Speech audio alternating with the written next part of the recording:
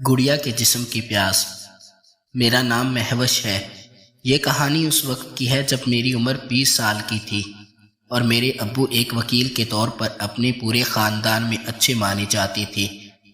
میری عمر کافی کم تھی، جبکہ جو کوئی بھی مجھے دیکھتا تھا تو کہتا تھا کہ قدرت نے مجھے بہت حسن سے نوازا ہے، جس کی وجہ سے میں 24 سال کی لگتی تھی۔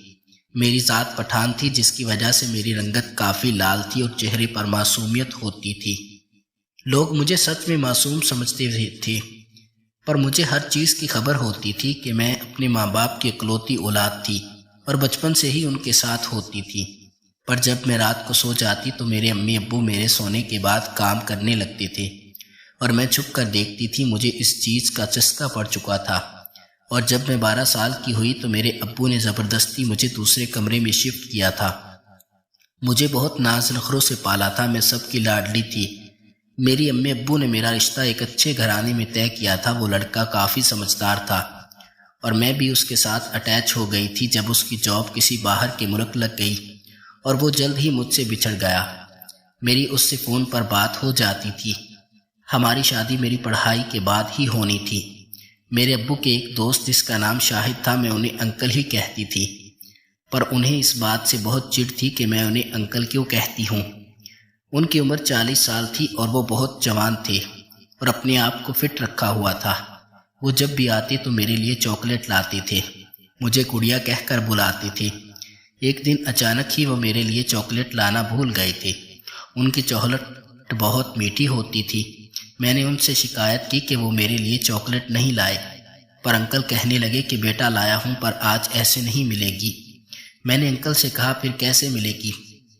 جب انہوں نے اپنا چہرہ میرے سامنے کیا، کہنے لگے پہلے میری گڑیا مجھے کس کرے گی، تب ہی میں چاکلیٹ دوں گا۔ میں حیران ہوئی پر کس کر دیا اور انکل نے مجھے پیار سے گلے لگایا۔ مجھے عجیب سا محسوس ہو رہا تھا کہ کچھ زیادہ ہی دب چکی تھی، لیکن میں کچھ نہ بولی اور چاکلیٹ کھانے لگی۔ دن ایسے ہی گزرتے رہے اور یہ کام ایسے ہی چلتا رہا۔ میں ایک کھلے ذہن کی مالک تھی۔ ایک دن اچانک ہی انکل کی ہمارے گھر دعوت تھی اور ہم سب مل کر کھانا کھانے میں مصروف تھے۔ جب انکل نے مجھے بھی آنے کا کہا تھا، میں وہاں جا کر بیٹھ گئی۔ سیٹ انکل کے ساتھ ہی تھی، جبکہ انہوں نے اپنا چہرہ دوسری طرف کیا ہوا تھا، جس کی وجہ سے دوسروں کو کچھ بھی دکھائی نہیں دے رہا تھا۔ انکل نے موقع کا فائدہ اٹھایا اور میز کے نیچے اپنا ہاتھ لے کر میری گود میں رکھ دیا۔ میں کچھ بھی نہ کر سکی اور بس ان کی حرکت کو محسوس کرنے لگی تھی۔ اس احساس سے کچھ دیر بعد ہی مجھے پسینہ آنے لگا۔ میں کافی نروس ہو گئی تھی اور میں کسی کو کچھ نہ بتا سکی۔ اس دن کے بعد سے یہ روز کا معمول بن گیا تھا۔ انکل مجھے بہانے بہانے سے ٹچ کرتے رہتے تھے اور میں یہ سوچ کر چپ رہتی کہ اس چھوٹی سی حرکت سے کچھ نہیں ہوتا۔ ایک دن انکل نے مجھے اپنے گھر آنے کی دعوت دی تھی۔ میں نے انکل کی دعوت قبول کر لی کیونکہ اپنے گھر رہ کر بور ہو چکی تھی۔ انکل کی بیوی کافی پیاری تھی اور ان میں ایسی بات نہ تھی کہ کوئی ان کی جانب پہلی نظر میں بھی راغب ہو جاتا۔ انکل کی بیوی کا مجھے دیکھ کر موڈ بن چکا تھا۔ جب میں نے انکل سے پوچھا آپ کی وائف کو میرا آنا پسند نہیں، تو انکل کہنے لگے کہ نہیں گڑیا، ایسی بات نہیں، وہ بس تم سے جلتی ہے، تمہارے جیسا حسن اس کے پاس نہیں۔ پھر میں حیران ہوئی۔ انکل مجھے چائے بنا کر دینے لگے۔ میں نے انکل سے چائے پکڑی۔ جب انکل کا ہاتھ لگا تو وہ چائے مجھ پر گر گئی تھی۔ میری شلوار قمیض آگے سے خراب ہو چکی تھی۔ انکل مجھے کہنے لگے کہ اپنی قمیض مجھے دے دو تاکہ میں جلدی سے اس کو دھو لوں۔ میں نے انکل کو انکار کیا کہ میں یہ نہیں کر سکتی۔ انکل نے کہا کہ میں ان کے لیے گڑیا جیسی ہوں اور مجھ سے شرم کرنے کی ضرورت نہیں۔ اگر قمیض کو اس وقت نہ دھویا جائے گا تو سوٹ خراب ہو جائے گا۔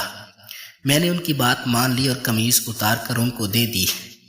قمیض لے کر انکل دھونے لگے اور میں واش روم میں ہی رہی۔ میری حالت ان کے سامنے جانے والی نہ تھی۔ انہوں نے قمیض دھوئی اور استری سے خشک کی۔ میں واش روم میں ہی ویٹ کرنے لگی تھی جب اچانک ہی انکل نے دروازہ کھول دیا اور مجھے کافی شرم آئی۔ میں نے جھٹ سے قمیض لے لی۔ میں پہلی مرتبہ انکل کے سامنے ایسی حالت میں آئی تھی اور انکل کی ساری آنکھیں مجھے دیکھ کر کھل گئی تھی۔ وہ مجھے دیکھ رہے تھے جیسے ان کا پسندیدہ کھانا ان کے سامنے رکھا ہوا تھا۔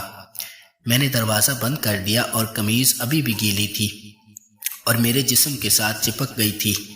میں شرم کے مارے باہر نہیں آ رہی تھی، پر میں نے پھر سوچا انکل نے جو دیکھنا تھا وہ تو دیکھ لیا تھا، اب ایسے ہی باہر نکل جاتی ہوں۔ انکل نے مجھے نکلتے ساتھ ہی دوبارہ دیکھنا شروع کر دیا۔ میں خوبصورت تھی اور ان کے سامنے اپنی خوبصورتی چھپا نہ پائی۔ میں سوچ میں پڑ گئی اور اس دن میں واپس گھر چلی گئی تھی۔ کچھ دن تک مجھے انکل کے سامنے جانے کی ہمت نہیں ہو رہی تھی، لیکن انکل کا وہ چھپ چھپ کر اچانک سے مجھے ٹچ کرنا بہت یاد آ رہا تھا۔ مجھے شاید ان کی عادت ہو چکی تھی۔ میں نے دوبارہ انکل سے بات کرنا شروع کر دی، لیکن میں بہت مصروف رہتی، مجھے ان چیزوں کا کوئی علم ہی نہ تھا۔ ایک دفعہ انکل نے مجھے میرے دوست کا پوچھا کہ کبھی اس نے مجھے ٹچ کیا ہے۔ میں حیران ہوئی اور پوچھا کون سا ٹچ، یعنی میں انجان بنی رہی۔ تب انکل نے مجھے عجیب سا ٹچ کیا اور کہنے لگے کہ اس طرح کا، اور انکل نے میرے فٹ بال کو ہاتھ لگا دیا۔ میرے اندر کرنٹ لگا۔ تب گھر والے پاس ہی تھے اور انکل اپنے گھر چلے گئے۔ میں شاہد انکل سے فون پر گپ شپ لگاتی رہتی تھی۔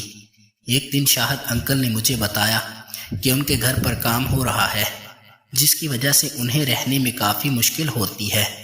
میں نے اپنے ابو سے بات کی تو انہوں نے مجھ سے کہا کہ شاہد انکل ہمارے ساتھ ہی رہیں گے۔ میرے ابو کو ان پر کافی بھروسہ تھا۔ میں ڈر گئی تھی کیونکہ مجھے شاہد انکل کی نیت کا پتہ لگ چل چکا تھا، لیکن پھر میں نے ہاں کر دی اور شاہد انکل اپنی بیوی کے ساتھ میرے پاس آ گئے۔ ان کی بیوی کا سارا دن موڈ بنا رہتا تھا، پر انکل مجھ سے اگنور کرنے کا کہتے تھے۔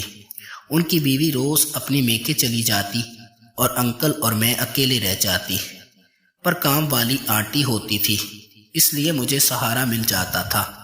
ایک دفعہ ہم لاؤنج میں بیٹھے تھے جب انکل نے جان بوجھ کر دوبارہ سے ایک ٹاپک چھیڑ دیا کہ میری گڑیا نے ابھی تک وہ سب کچھ کیا ہے یا نہیں۔ میں نے ان کو کہہ دیا کہ انکل مجھے آپ کی سمجھ نہیں آ رہی کہ کوئی اور بھی ٹچ ہوتا ہے۔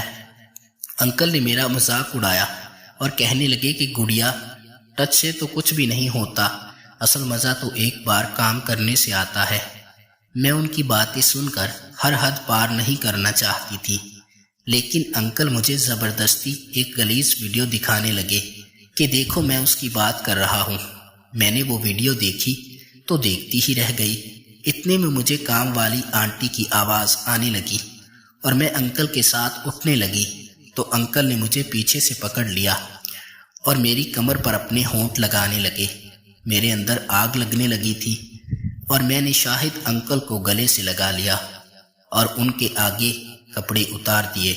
پھر شاہد انکل نے میری چڑیا پر تھوک لگائی اور اپنا موٹو میرے اندر کر دیا۔ میری ہلکی سی چیخ نکلی، مگر کچھ دیر کے بعد مزہ آنے لگا تھا اور اس طرح شاہد انکل نے مجھ سے مزہ لے